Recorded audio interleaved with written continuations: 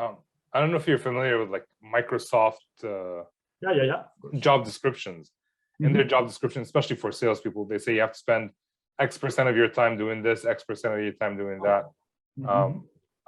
If you were to think about the way your team spends their time, what is the thing that they spend their time most on? What is it that they spend the least on? What should they be improving? Yeah, well, of course first of all, we spend the majority of our time preparing a demo, okay, preparing the demo that we need to do.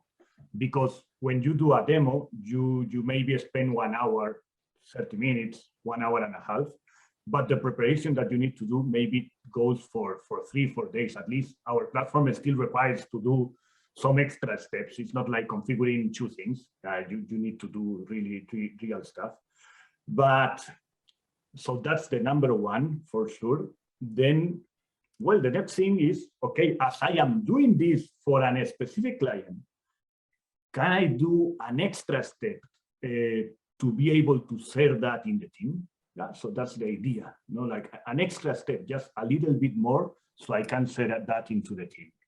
And well, the rest of it is learning, because we need to be learning about our platform every day. It's a big platform with different products and so on. So you need to be aware of anything happening across your product and the others. There is the competency, of course. So it sounds like I don't know about numbers, but more or less. Yeah, no, it's just a thought that like popped in my head, because a lot of times we don't know what we spend our time on. Maybe we're spending a lot of time just responding to emails instead of doing something proactive. Yeah, well, the meetings nowadays, we have more meetings than ever. So yeah, we have started. I've been listening to different podcasts, also different meetings about pre-sales and so on. We also started to track our time. So recently, this year, we told everyone, hey, we need to track at least all the time spent in new business or expansion of existing customers. So that is started to be tracked. But in Spain, as an example, for instance, we started to track, I would say, 4 years ago, when we were just doing consultancy, we started to track almost everything.